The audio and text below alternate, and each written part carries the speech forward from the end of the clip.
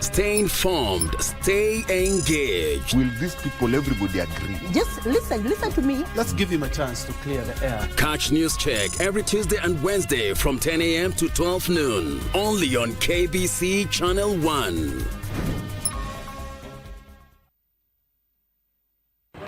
Are you ready for the next big thing in tech?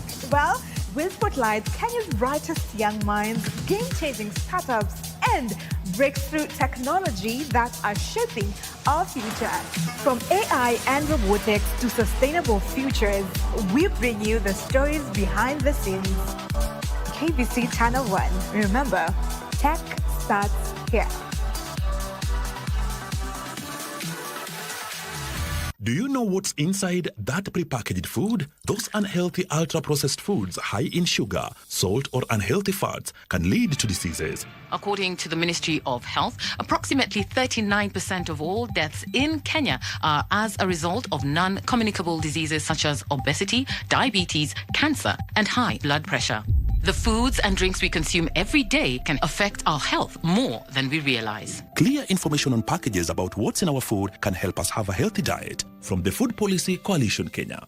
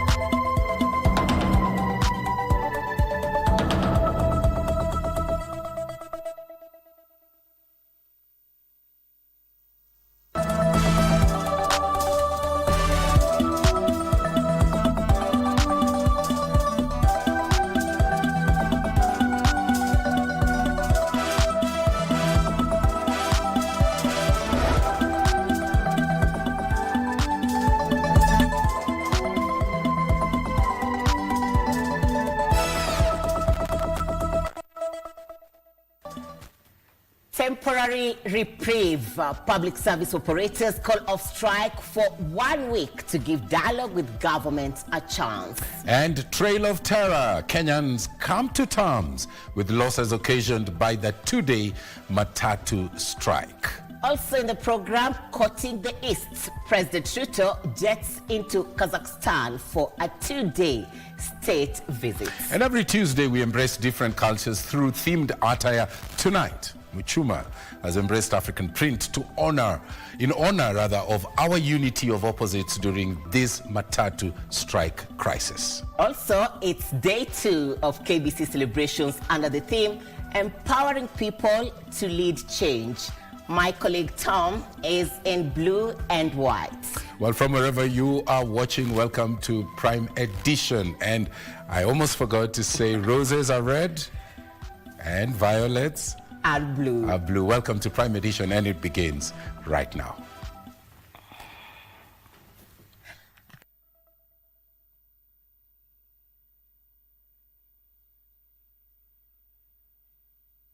Thank you for joining us. I am Tom Mboya. I am Muchuma Odim. Our sign language expert tonight is Caroline Njoroge. Talk to us on all our social media platforms at KBC Channel 1. Now, stakeholders in the Matatu industry have suspended their protests against the fuel hike for 7 days to pave way for further negotiations. Interior Cabinet Secretary Kipchumba Murkomen, Energy Cabinet Secretary Opiyo Wandayi, Nairobi Governor Johnson Sakaja, and sector players said the 1-week window will allow for high-level deliberations. Joseph Wahungu opens our coverage with that very latest report.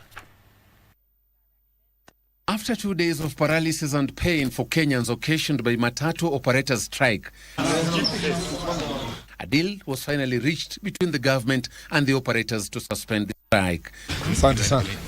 Addressing a joint press briefing at Rambe House Tuesday, Interior Cabinet Secretary Kipchumba Murkomen announced that the ongoing strike had been called off for 1 week to pave way for talks. Between now and Tuesday, 26th May of 2026, that the strike that is ongoing is suspended for a period of 1 week to provide an avenue for consultation, negotiation between the government and the stakeholders. While acknowledging the challenges facing Kenyans due to rising global fuel prices due to the crisis in the Middle East, Murkomen reiterated the government's willingness to cushion Kenyans from the high cost of living.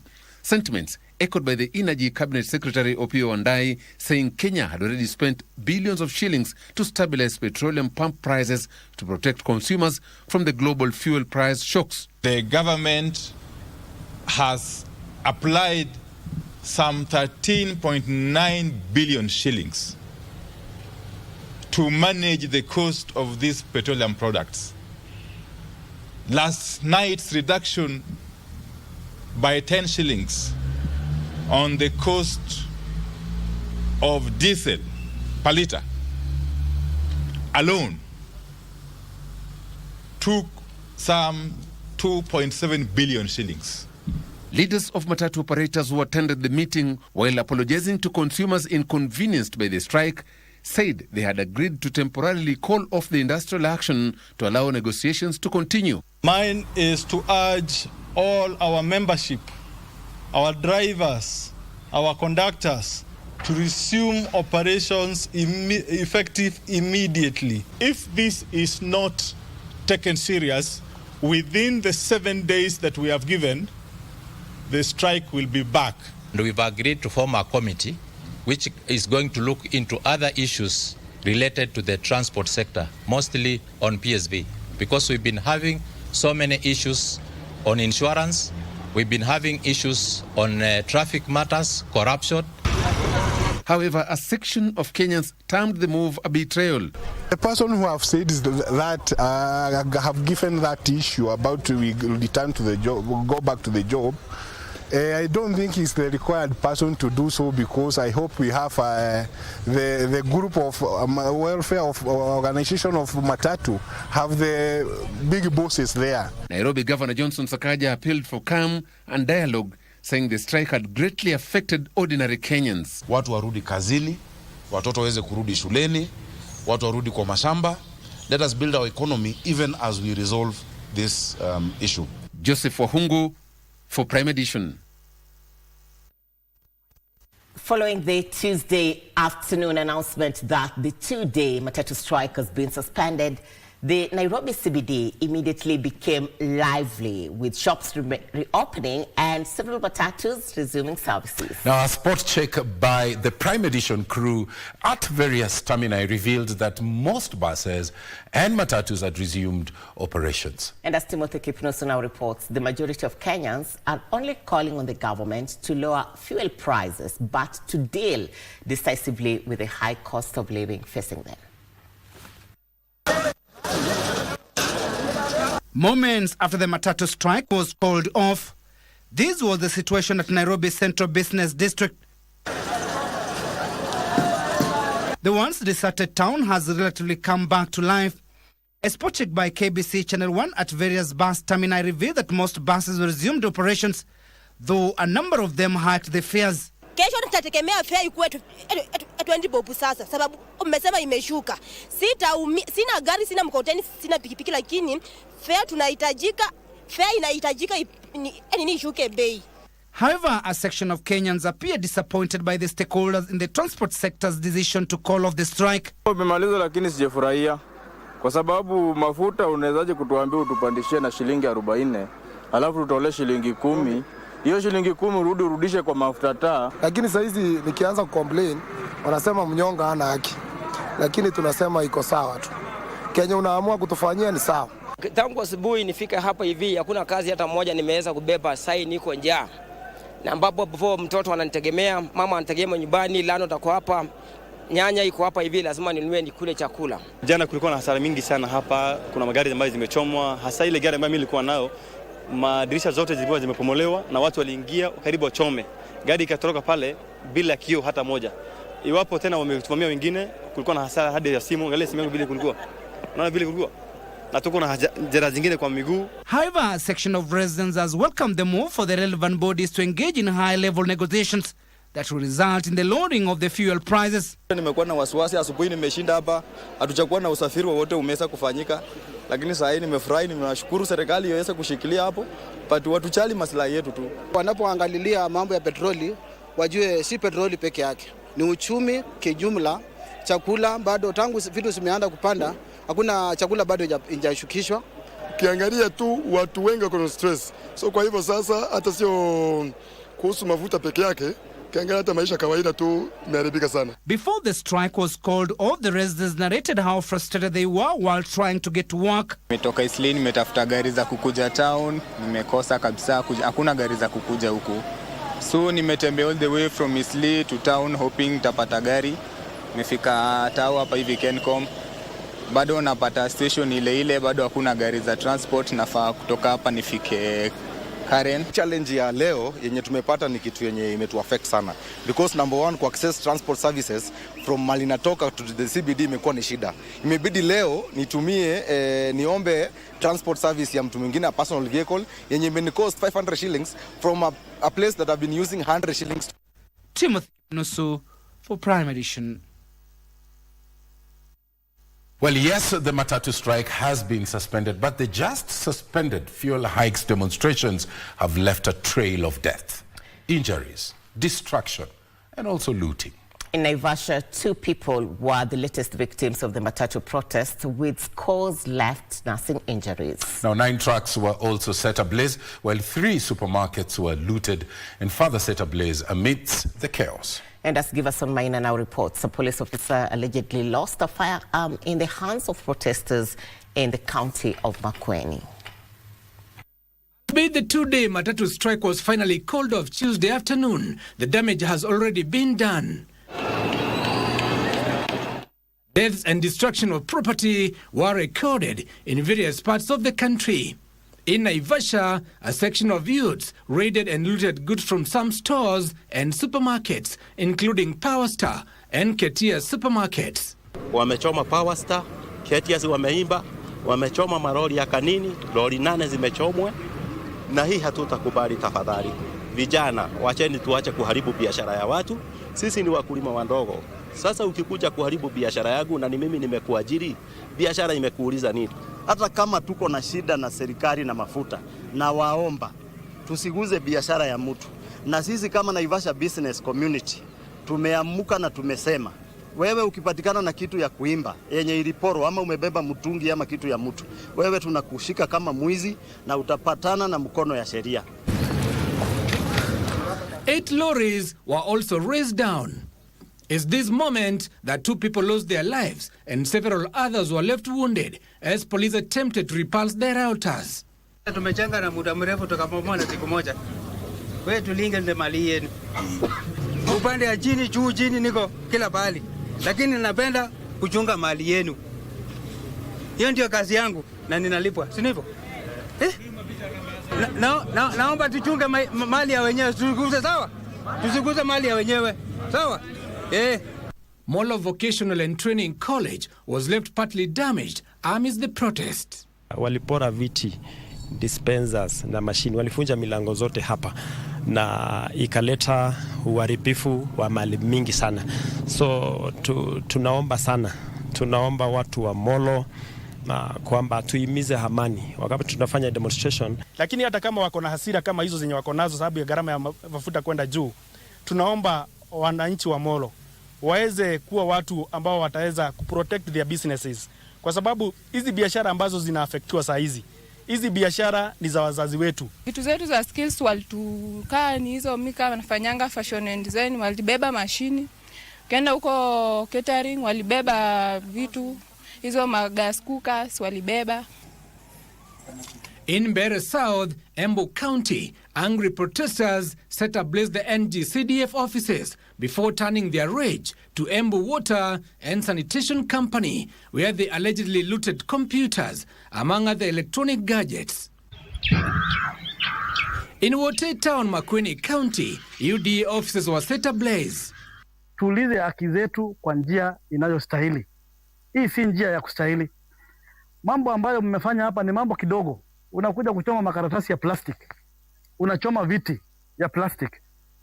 Hiyo kiti itakusaidia nini kupunguza ile mambo unasema si gharama ya maisha? It's still here in Wote that a police officer was also reportedly assaulted by a group of youths who also seized his firearm before fleeing the scene. Give us mine, Prime Edition.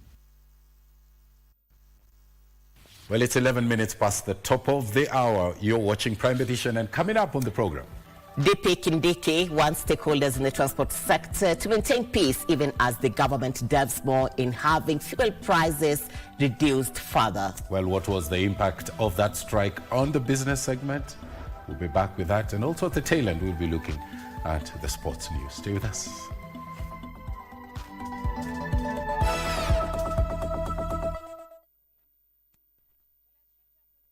Do you know what's inside that prepackaged food? Those unhealthy ultra-processed foods high in sugar, salt or unhealthy fats can lead to diseases. According to the Ministry of Health, approximately 39% of all deaths in Kenya are as a result of non-communicable diseases such as obesity, diabetes, cancer and high blood pressure. The foods and drinks we consume every day can affect our health more than we realize. Clear information on packages about what's in our food can help us have a healthy diet. From the Food Policy Coalition Kenya. Nairobi! Now, masani ya kutoka vlog na KBC imeamua lazima uomoke. Tutakuwa tunakaa mtaa yako kukuomosha very fast. Jibu maswali zangu 3 tuone kama kweli wewe ni true fan wa KBC Channel 1. Na ukizipata 25K ni yako. So make sure una watch KBC Channel 1. Alafu kinicheki kwa streets. Niulize kana kuomosha leo. Omoka na KBC Channel 1. Wanga bad ni mbaya. Jina! Aki watoto wa siku hizi wakiwa wanasumbua. Usikose kuona Gundu KBC Channel 1 every Tuesday, Wednesday and Thursday. Ujionee hivi vituko vya watoto wa siku hizi wanaosumbua wazazi. Na mengine mengi. Keep it Gundu. Jina! Wananiita Gundu, wakita wengine wata.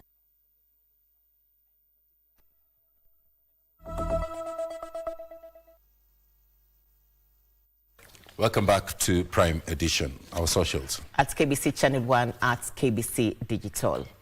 Now, presidential hopeful Eliud Owalo has called for urgent interventions to cushion Kenyans and the economy from the effects of rising fuel prices. Well, Owalo says that despite the recent reviews by EPRA, comparative analysis shows that the Kenyan pump price is way too high, hence straining households and businesses.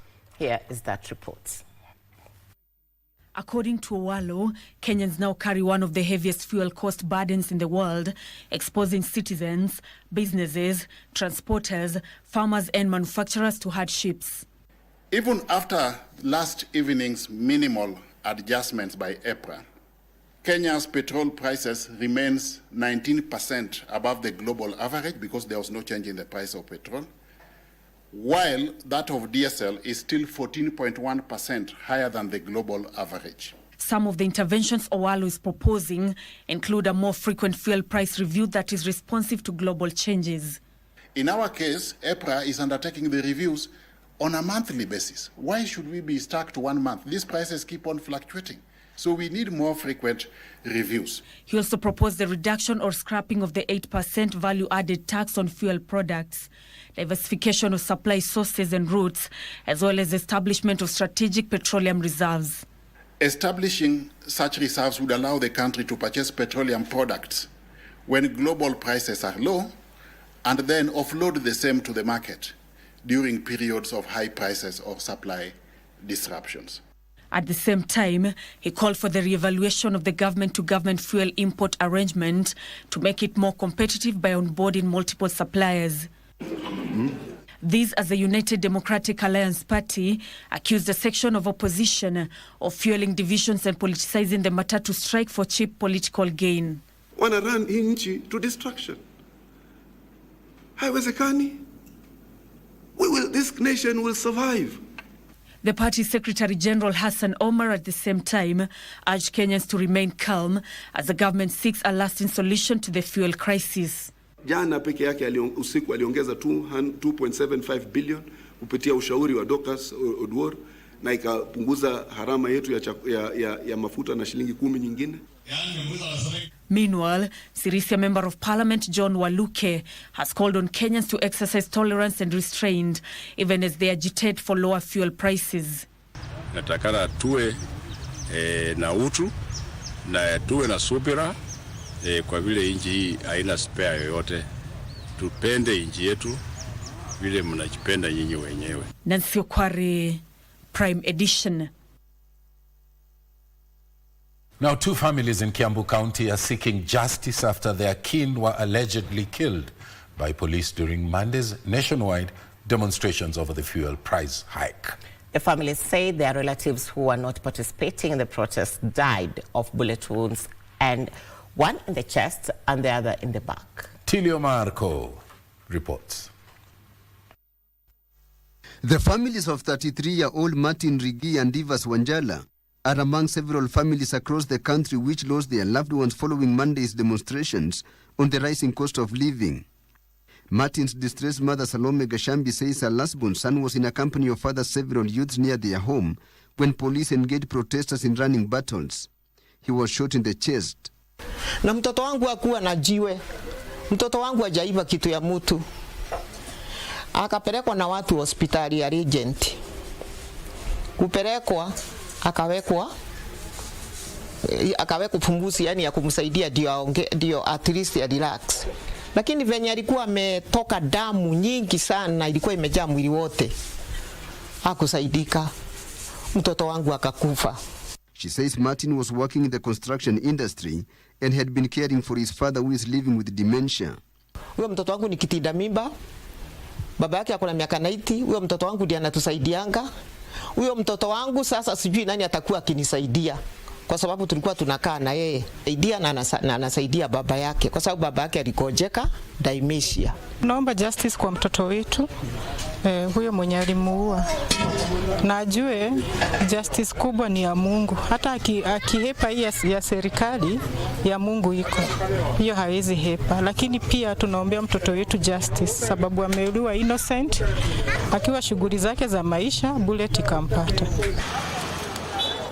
Meanwhile, the family of Divas Wanjala is appealing to the government to support in transporting his body to Nakuru for burial.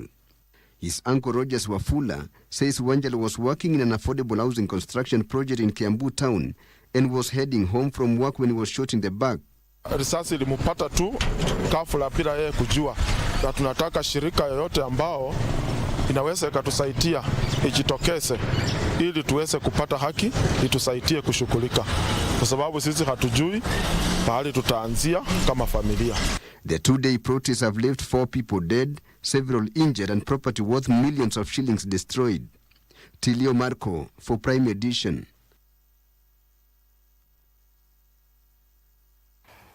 All right, a section of human rights activists and lawyers is now calling for the release with reports getting in, not confirmed though, that the Nairobi Central Police Station OCS Chief Inspector Dishen Mboya, who was arrested Monday for allegedly unlawfully releasing dozens of suspects arrested during the Matatu protests in Nairobi. That's right. Those reports indicate that he may have been released. The OCS, of course, according to him, was within the law to release the 64 suspects on police cash bail. The OCS is currently under treatment, though, even as we receive the developments at Langata Women's Hospital in Nairobi County after he developed an illness while in custody. So these are the reports that were put together before that update that we have just given you.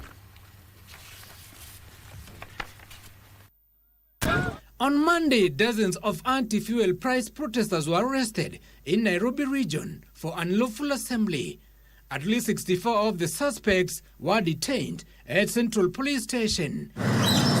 However, the move by the officer commanding station at Nairobi Central Police Station, Chief Inspector Dishen Mboya, to release them has left him in a hot soup.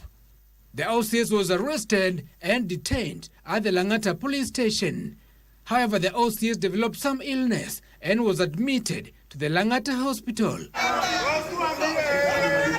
According to police authorities, the CS is under investigation for abuse of office. The police authorities further said the matter is now being handled by senior police commanders as the investigations continued. A section of activists and lawyers who visited the OCS at the hospital defended his action, saying it was within the law. OCS ni rafiki wa Wakenya. Ukiangalia hapa kuna Wakenya wengi sana. Hao Wakenya wote wamekuja kuunga mkono Bwana Addition. Nasema kwamba akienda kotini tutamtolea bond, tutampigania na polisi wote Kenya mzima. Usifuate sheria ambayo si halali. He's now at least been brought to Langata Hospital where the doctors are attending to him. He released protesters allegedly and it is well within his power, within his authority. Meanwhile, 55 arrested in Machakos in connection with the Matatu protesters were arraigned at a Machakos court. They were accused of blocking several roads in Machakos, thus interrupting transport operations. The 55 of them have been set free. The 22 who are charged with the conspiracy to commit an offense, we have challenged the legality of the charge sheet, as it were. We've also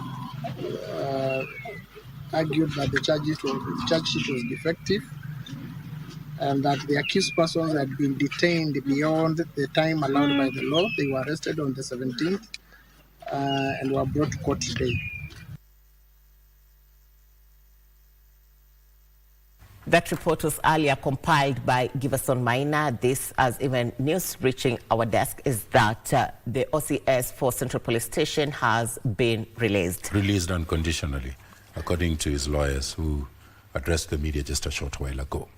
On to other developments, Tom. That's right. Deputy President Kithure Kindiki has called on stakeholders in the transport sector to maintain peace, saying that the government is keen to further reduce fuel prices. Speaking in Kinangop, Kindiki said the government is putting measures in place to lessen the burden on Kenyans. Now, the Deputy President commended the public service vehicle operators for calling off their strike to allow for room for talks. According to Kindiki, the 10-shilling decrease in diesel prices, alongside an allocation of over 12 billion shillings to subsidize prices, is a clear demonstration that the government is committed in addressing the fuel crisis.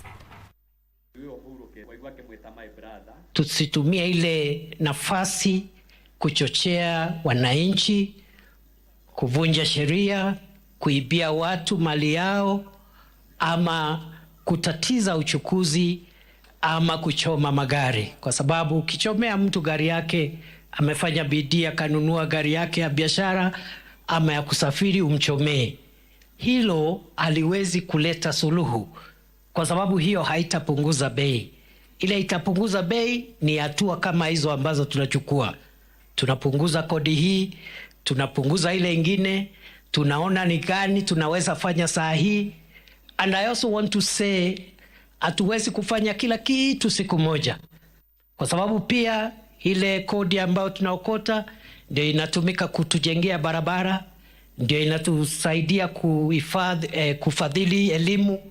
And therefore we have to balance the interventions we are making to resolve the fuel crisis so that in a way that we don't disrupt the service delivery in other sectors like education and the road construction and the other things we are doing. President William Ruto is in Kazakhstan for a two-day state visit. The first ever, by the way, by a Kenyan leader as he seeks to deepen the relationships between Nairobi and Astana. Beyond the existing trade relations in agricultural products, Ruto's visit will also explore new opportunities in emerging trends, including ICT and energy. Here's that report. The President touched down in Astana, accompanied by the Kenyan delegation for the meeting that is part of his administration's diversification of foreign policy. Kazakhstan rolled out the red carpet for President Ruto as the two countries seek to firm agreements contained in the Memorandum of Understanding signed in 2024 on political and diplomatic relations. Bilateral talks with his host, President Kasim Jomart Tokayev, are scheduled, with Kenya seeking to reinforce her partnership with Kazakhstan in the trading of tea, flowers, fertilizer, logistics, and a growing direct connection between the two nations as well as other countries in Central Asia. The Kenyan delegation will be seeking to explore new opportunities in finance, ICT, tourism, energy and exchange programs, with the overriding goal of fostering job creation, skills transfer, as well as expanding and opening new markets for Kenyan goods.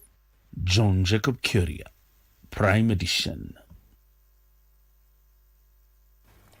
On to other developments, the Ministry of Gender, Culture and Children's Services has called for urgent, deliberate and concerted efforts to tackle the alarming cases of gender-based violence and child exploitation and abuse in the country. According to the ministry's cabinet secretary, Anna Cheptumo, Kenya has recorded a total of 10,531 cases of child abuse in the period between the 1st of January 2025 to the 31st of March this year, a vice that requires immediate intervention from all sectors of society.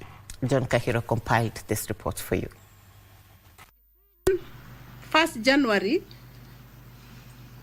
2025 and 31st March 2026, a total of 10,581 cases have been reported.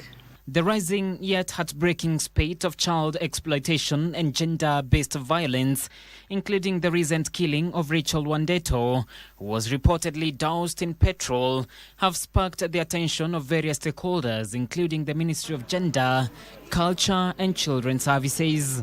These are not isolated tragedies, but indicators of a growing national crisis that demands urgent, coordinated and sustained action from all sectors of our society. To curb this worrying trend, the ministry has challenged the Council of Governors to allocate adequate county budgets to facilitate gender-based violence prevention and response mechanisms in the country. Legal and justice response, fast-tracking prosecutions, enhancing enforcement mechanisms, pursuing stringent penalties for perpetrators of femicide and attacks, and I emphasize all attacks, including acid attacks, child abuse, trafficking, and all forms of violence, and ensuring that zero tolerance for police inaction. Cabinet Secretary Hannah Cheptumo has at the same time urged the judiciary and the country's legal systems to expedite survivor-centered hearings to ensure justice is accorded to the affected. The Culture and Children's Services urges the National Police and the Directorate of Criminal Investigation to expedite investigations into all reported cases of GBV, femicide and violence against all persons. While attributing the vice to the adoption of barbaric cultures and the continued exposure to the evolving digital space, the ministry has urged parents and the community at large to be at the forefront in protecting the welfare of the vulnerable groups. We're trying to see how then can we use this stage where we will go around to ensure that, be it Baringo, from Turkana to Lamu, all over Kenya, Northeastern, all issues that touch on GBV, all issues that touch on early child marriages are spoken into. To report any cases of gender-based violence and child abuse, the government has issued a national GBV toll-free line, that is 1195, or WhatsApp line 0724 884444. We want to urge the public that circulating information of a child without the knowledge of the parents or the ministry, you are breaching the privacy of that child under the Data Protection Act. John Kahiro for Prime Edition. From GBV to hospitality matters, more than 300 hospitality professionals have graduated after taking part in the Kenya Utalii College refresher courses following a vigorous training program in Malindi in Kilifi County. The move is in line with the broader strategy of the government to improve its hospitality skills and service delivery within the tourism sector. Kasi Chana Masha reports. At the Utalii College in Nairobi, 342 hospitality professionals undergo graduation ceremony after completing a training program organized by the institution at Ocean Beach Resort and Spa in Malindi, Kilifi County. Able to graduate 342 participants in various courses: tour guiding, housekeeping and laundry, travel and tourism, sales and marketing. All these courses we are doing for the sake of the industry to enhance customer experience. The training was aimed at enhancing their skills in the industry. We have learned, we have sharpened our skills, and we are going home as a very different group, a very different people, and we are going to do that and make sure that our guests are happy and they experience the best experience that they are coming to encounter. A lot in the industry, and as the industry is evolving time to time, so when you get a platform like this to upgrade our skills, it's a great achievement to us. However, stakeholders in the industry urge the employers to enhance capacity building among all staff members in the industry, with 5.7 million tourists expected to visit the country by 2027. Becoming more agile, the industry is becoming, customers are becoming discerning, they're becoming demanding, and therefore it is essential for the people working in the hotel industry to improve their capability in those certain areas that they work in. Association of Hotel Keepers and Caterers urged leaders from the coast region to push for the completion of the Ronald Ngala Utalii College in Kilifi County to enable training of more professionals. La Kilifi liweze kuzingatiwa. Kumbuka kwamba utalii ndio nguzo ya sehemu hii. Hatuelewi kwa nini kama wadau bado tunaangalia bajeti ambayo imetolewa kama jana. Bajeti ya sekta ya utalii imeweza kupatiwa mgao kidogo sana, na jambo lile linatutatiza sana kwa sababu kuna mambo mengi ambayo yanahitajika kuweza kuwekeza katika sekta ya utalii. Kasichana Masha, Prime Edition. Kenya has heightened surveillance and screening at Busia border post following the outbreak of Ebola in the Democratic Republic of Congo that has claimed over 130 lives. The government has deployed a team of medics to screen travelers from the Great Lakes region following reports that neighboring Uganda has already reported one death linked to the Ebola virus. Here is that report. Kenya has stepped up Ebola virus surveillance at border points with Uganda after reports emerged that the neighboring country has already reported one death linked to the deadly disease. All passengers entering Kenya from the Great Lakes region now have to undergo mandatory checks as Kenya tries to weed out the virus from accessing the country. Emergency medical teams have been stationed at major border points with Uganda just a few days after the World Health Organization declared Ebola outbreak in the Democratic Republic of Congo and Uganda an international public health emergency concern. There have been several deaths, up to 65 deaths in the DRC, that's the Democratic Republic of Congo, 4 of which have been certified to be as a result of the Ebola virus. Now that calls upon us as a county government, Department of Health, as a country to be alert. Clearing and forwarding agents Busia, nakuwa worried kwa ajili cross border. Tuko na wale ambao wanatoka Uganda wakiingia Kenya, wanatoka Congo na Rwanda, na hawa watu we interact with them. Serikali wanaweza saidia sisi wakati tuna cross, na wanatupima na waweke sanitizer, watupime kabla tujaenda, watupime tena kama tunarudi. According to WHO, the virus has killed 131 people in the DR Congo, and officials say more than 513 cases are now suspected in the country. One person has died in neighboring Uganda. The disease is caused by through direct contact with the blood, body fluids, secretions or excretions of infected individuals or animals. According to WHO, early symptoms include fever, muscle pain, fatigue, headache, and sore throat. Kasichana Masha, Prime Edition. Public health officers in Nairobi are accusing the County Public Service Board of employing unqualified officers to handle food safety and medical certification services. They are now threatening industrial action over the claims. Led by the Kenya Environmental Health and Public Health Practitioners Union, Secretary General Brown Ashira, the officers are demanding immediate deployment of the officers that they claim are not legally qualified to oversee food handling certification. Ashira said the move goes against the Public Health Act and the Public Health Officers and Technicians Council Act. The union further warned that weak oversight compromises food and water safety surveillance in the capital, raising fears of possible outbreaks and communicable diseases.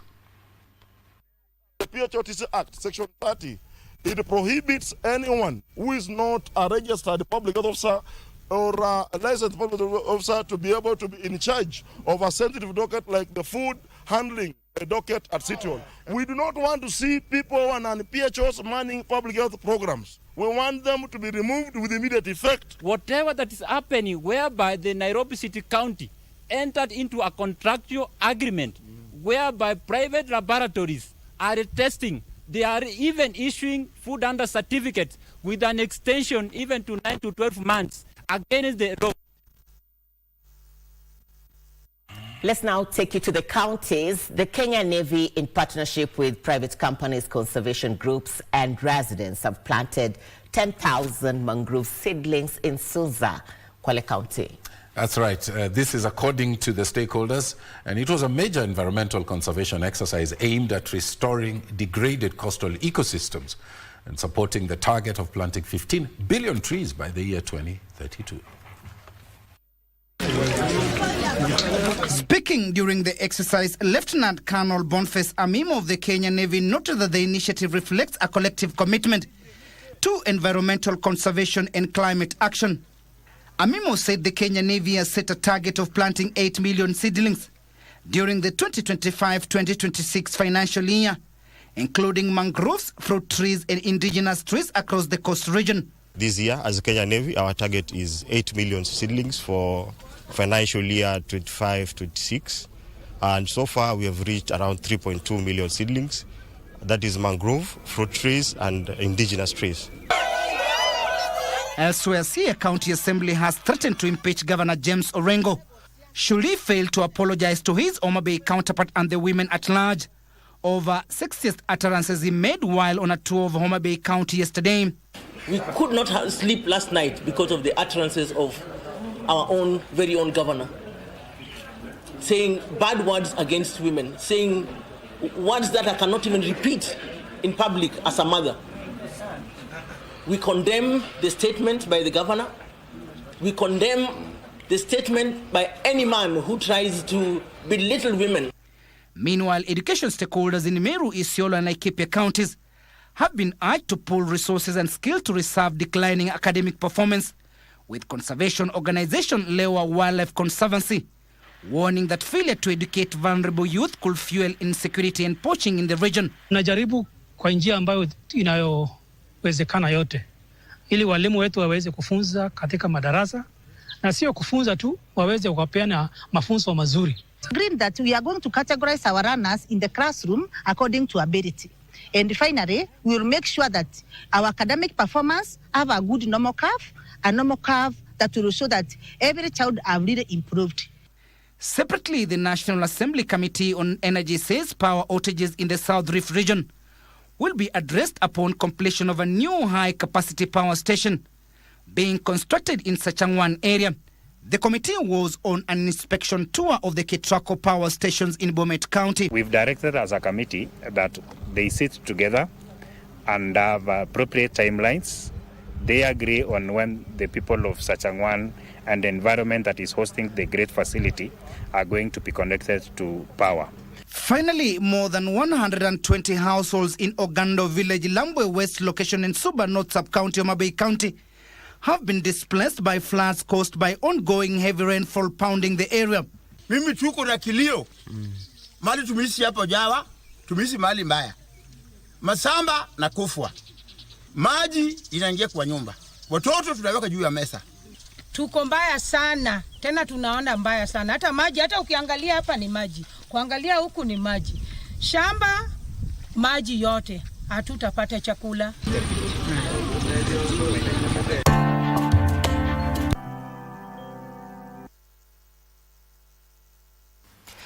Hello and welcome. It's time for business with me, Alan Aoko. Now, National Treasury Cabinet Secretary John Mbadi is rooting for new and alternative infrastructure financing options to close the funding gap. Speaking during the listing of a Spearhead Africa Infrastructure Fund on the Nairobi Securities Exchange, Mbadi said the capital markets offers a sustainable financing for projects in renewable energy, digital infrastructure, logistics and energy. Spearhead Africa Infrastructure Fund raised 3.4 billion shillings during its initial public offer. It was anchored by the CPF Group and the UK government's Foreign, Commonwealth and Development Office, FCDO, through its Mobilist program. The listing that has created a new asset class in the capital market paves the way for pension funds and other investors to access regulated, tradable infrastructure projects while boosting transparency and liquidity. Individual investors understand infrastructure. They are also looking for attractive returns. And our market is very dynamic. Our individual investors are very dynamic, and they have been calling for opportunities that will diversify beyond just government bonds and a handful of listed equities. Kenya's ambition is to build an economy that works for every citizen. That ambition rests fundamentally on modern, efficient, and resilient infrastructure. Yet the financing requirements are immense. Spearhead Africa Infrastructure Fund is expected to invest in a diverse portfolio of senior debt across private sector-led infrastructure projects across East Africa. Infrastructure, when accessed through well-structured, professionally managed and transparent instruments such as what SAFE is offering, offers exactly the characteristics that long-term investors seek. And we at NSC have also aggressively repositioned from being merely a trading venue into a strategic capital formation platform for our region. The fund offers long-term infrastructure financing in Kenya shillings while eliminating foreign exchange risks for investors.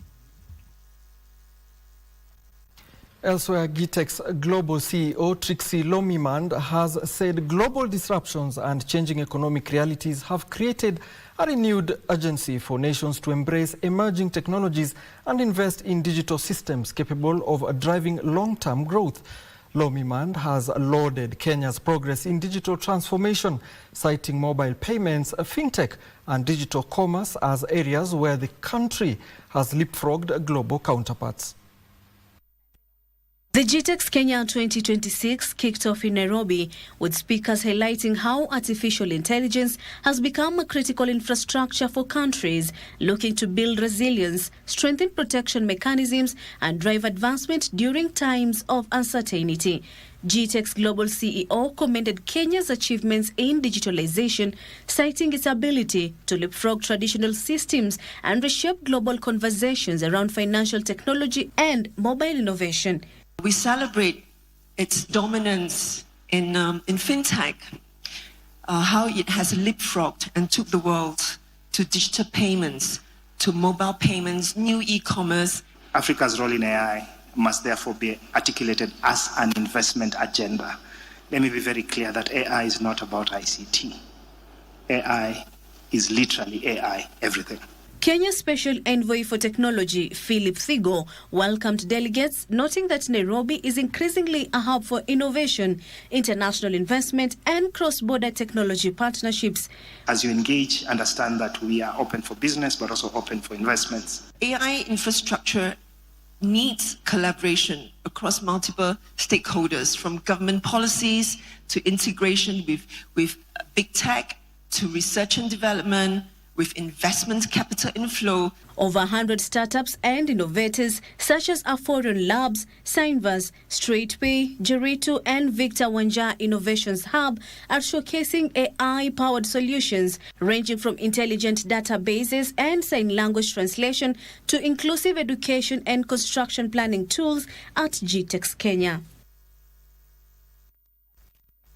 Indeed, Kenya continues to be digitally attractive. Now, Equity Group has reported 19.1 billion shillings in net profits during the first 3 months of this year. The profit, which represents a 24% increase, was mainly driven by higher interest income and lower expenses. Equity Group increased its net loans and advances to customers from 804.7 billion shillings to 873.5 billion shillings. This was key in pushing up the group's total assets across the 2 trillion shillings mark to 2.04 trillion shillings, up 16.4%. The lender booked 43.8 billion shillings in total interest income, up 4.6%, mainly driven by interest income on loans and advances, as well as on government securities. Non-interest income increased 13.67% to 22.3 billion shillings. This was mainly on account of higher fees and commissions. We are glad that every other subsidiary is in a very good place, particularly when you look at return on average asset. On the other hand, total interest expenses reduced 19.1% to 10.8 billion shillings. However, total operating expenses rose 4.4% to 30.8 billion shillings. This was mainly on account of higher staff costs that increased 34.7% to 11.7 billion shillings. We are banking on our staff to really drive the African agenda, to use the twin engine, to use the systemic infrastructure we have built to transform and to catalyze the transformation of the African continent using technology. Gross non-performing loans and advances reduced 17.5% to 109.5 billion shillings, prompting the lender to loan loans provision from 3.37 billion shillings to 2.8 billion shillings. Meanwhile, there is need to accelerate digitization and stronger collaboration to reduce the cost of trade finance and boost economic growth. APSA Kenya Director of Transactional Banking Lydia Wangari Karanja says paper-heavy processes in most African countries slow trade and raise operational expenses. She says interoperable digital systems could speed financing, improve supply chain efficiency, and strengthen regional trade integration. The central banks within the region have worked together and have come up with an East African payment system. So which means if you're trading in Uganda shillings, Tanzania shillings, Kenya shillings, that money is settled automatically. We've been collaborating as a region to make sure that we support our SMEs. And you find that a lot of the regional corporates that operate within Africa, they are present within East Africa. So we use the same skill set to transfer that particular knowledge or that capability to ensure that it's scaled. There's need for financial institutions to tailor products that facilitate micro, small and medium-sized enterprises involved in manufacturing, logistics, warehousing and import-export trade, sectors that drive Kenya's economy. Speaking when Kingdom Bank opened its 20th branch in Nairobi's industrial area, the lender's managing director, Anthony Mburu, said most businesses operating in such areas are integrated into cross-border trade networks, creating demand for banking solutions that extend beyond traditional transactions to support full life cycle of enterprise activity. This is the engine of Nairobi's economy, industrial area, and a critical hub for our industrial growth. This is where the country produces, builds, distributes, and trades at scale. Our ambition is to build banking relationships that understand the rhythm of businesses, especially for MSMEs, that require speed, flexibility, and practical solutions. Elsewhere, there is need for stronger policies and tools to help content creators scale and monetize sustainably. This was the rallying call during the International Creator Day and Click Awards 2026, where speakers underscored the growing sophistication and commercial impact of content creators to the Kenyan economy. Techie CEO and Click Awards Director Martin Muli said the rapid rise of the content creator economy has increased demand for stronger ecosystem support structures. Creator economy has grown.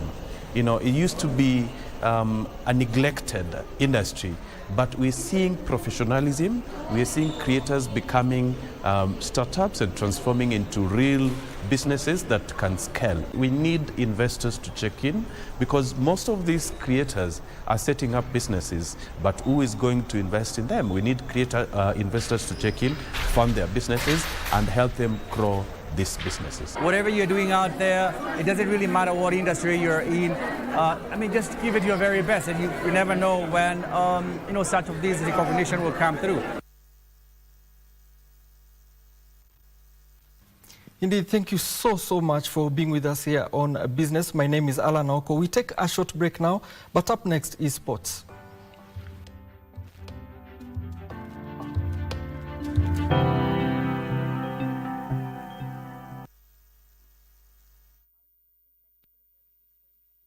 In a world where news is ever changing, staying informed is more important than ever. Join us every week on News Check, your go-to show for the latest in current affairs, breaking news and in-depth analysis. A warm welcome to KBC News Check. From politics to global events, we bring you content that matter to you. We're not just speaking about the governance and how we want to see it, but want to actually participate. Get your facts, hear from the experts, and really understand what is happening around you. We need to change our system first. You have to do the impossible to make sure the message is home. Stay ahead, stay informed, stay engaged. Will these people, everybody agree? Just listen to me. Let's give him a chance to clear the air. Catch News Check every Tuesday and Wednesday from 10 a.m. to 12 noon. Only on KBC Channel 1. I know. Letting him pay made you feel bad. I'll think of a way to pay him back. That's not it. I'm just mad at myself. I'm gonna tell you these things, but you'll get mad. You're just too worked up. I stood outside a door all day, looking at the same old scenery, never going anywhere. Our lives were once unconnected, but I couldn't help but look at the horizon and imagine what she was doing.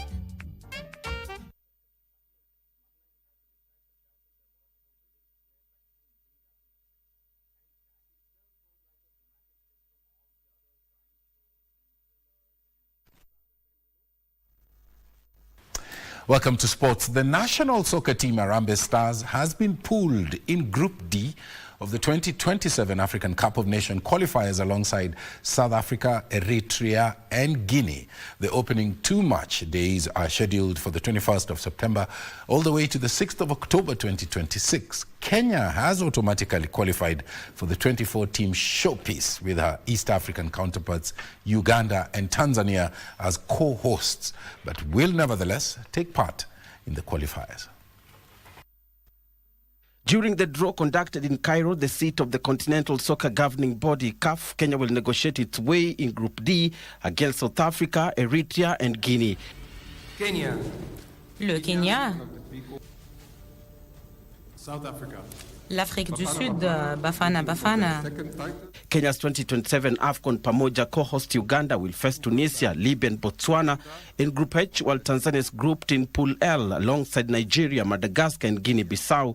The top two teams from the 12 groups will qualify for the finals of the showpiece slated June 19th to July 17th in 2027. The three East African nations have already qualified for the finals by virtue of being the co-hosts. However, in the group that contains the host association, the host will automatically qualify, and if the host finishes first, the runner-up will qualify alongside them, and if the host finishes in second, third or fourth position, only the group winner will qualify alongside the host nation.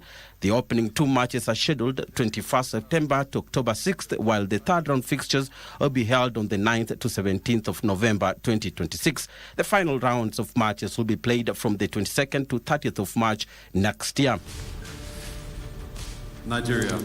Elsewhere, Harambee Stars head coach Benny McCarthy has named his 24-man squad that will take part in the forthcoming international friendly matches against Kyrgyzstan and Palestine. McCarthy has called in 5 debutants to the squad. The Wildston duo of defender Dion Woodman and forward Miko Biero lead the list that also includes Hull City's Sami Hina Kamau, defender Sydney Agin of Stoke City, and goalkeeper Caleb Kramer, who plies his trade with Dutch Edo Den Haag. Kenya is said to face Palestine on June 3rd before playing Kyrgyzstan 3 days later in Bishkek. Bernard Okumu, Prime Edition. All the Kenyan athletes are back home after an impressive performance at the Africa Senior Athletics Championships that were held in Accra, Ghana, where the country finished second overall on the medal table. Team Kenya arrived back home to a grand reception at the JKIA after collecting 5 gold, 5 silver, 7 bronze medals for a total of 17 behind South Africa, who topped the standings with 22 medals. Among the standout performers were shot put Belinda Adhiambo Obura, who won bronze on her debut for Kenya with a throw of 16.39 meters. Kelvin Loti, who clinched the gold in the men's 800 meters in 1 minute 45 in 1 minute 45.47 seconds, despite logistical challenges during the championships. Veteran javelin star Julius Yego, you all remember him, the YouTube guy. He also struck gold with a throw of 79.87 meters, while Diana Wanza and Diana Chepkemboi won the women's 10,000 meters and 3,000 meters steeplechase respectively. Attention now shifts to the Commonwealth Games set for Glasgow that will take place in July this year.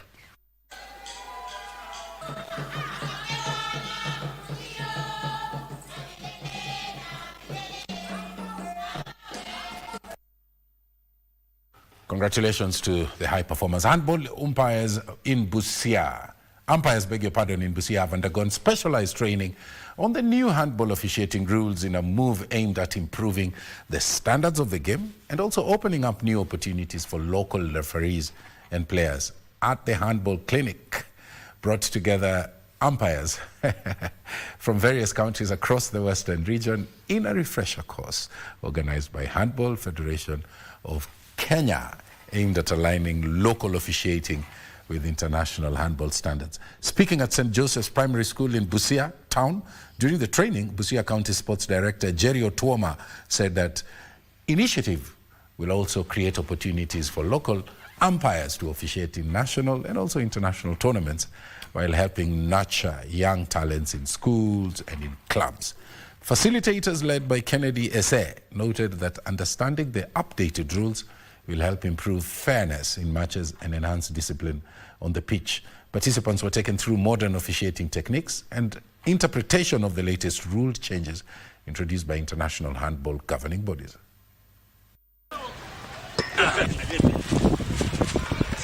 Focus on the technical aspect, and mainly because these are the people who are going kwa mashinani, to our villages, to coach these young boys and girls. So we really want the young boys and the budding talents to get it right from the onset. The referees on the ground were training when officiating, they're officiating the wrong rules, so that when these players come to the higher level, they get the real officiating. On upgrading your skills, and this is the way you are going to ensure that you impact the right information to these young people who are coming up as players. Lead referees have really benefited a lot. We've gained bags of skills and knowledge on how to officiate and manage handball officiation. The Kenya national men's volleyball team, Wafalme, is scheduled to start its residential training camp tomorrow in preparation for the African Nation Championships Zone 5 qualifiers, slated for the 30th of this month to the 6th of June in Uganda. Wafalme Technical Bench has named a 16-player squad to prepare for that tournament before they're reduced to the final 14, who will then travel to Uganda for the assignment.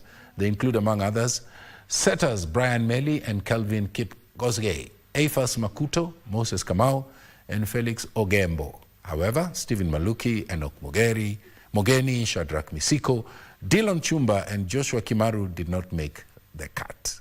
The winner of the Zone 5 qualifiers will qualify for the Men African Nation Championships on the 7th of August to the 27th of September in Kinshasa. DRC Congo will be also used as a pathway to the World Championships, as well as the 2028 Olympic Games in LA.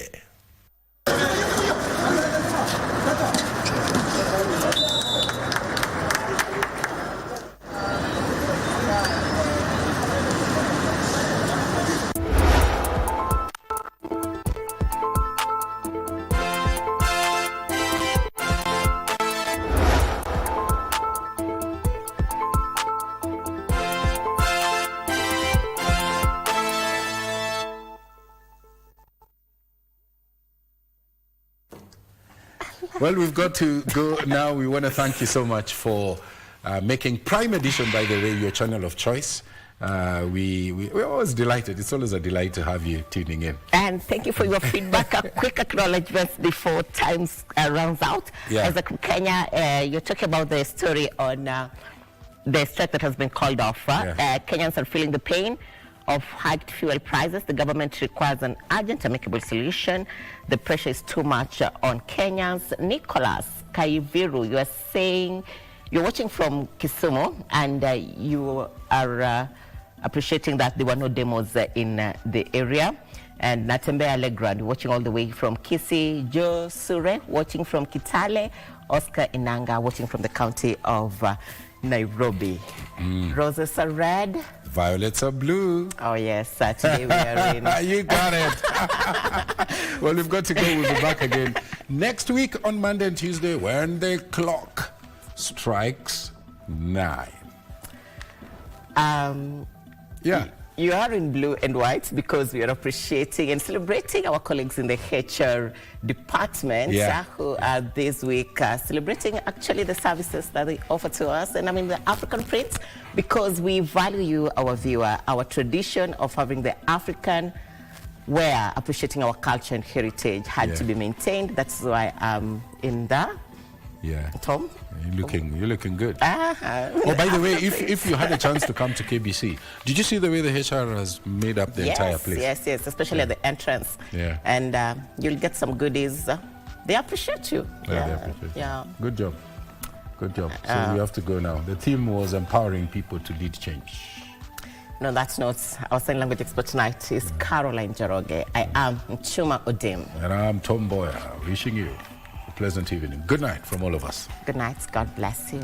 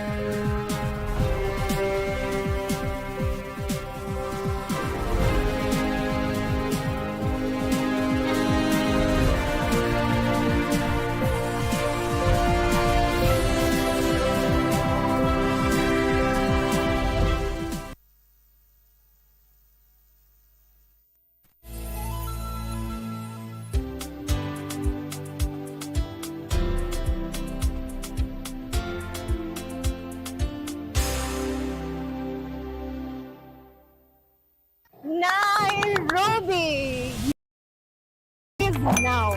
Masani ya kutoka vlog na KBC imeamua lazima uomoke. Tutakuwa tunakaa mtaa yako kukuomosha very fast. Jibu maswali zangu 3 tuoneka kweli wewe ni true fan wa KBC Channel 1. Na ukizipata 25K ni yako. So make sure una watch KBC Channel 1. Alafu kinicheki kwa streets. Niulize kana kuomosha leo. Omoka na KBC Channel 1. Wanga bad ni mbaya. Wewe wahitaji watatu ili kukamilika. Mimi nahitaji wawili. Wewe pia. Hivi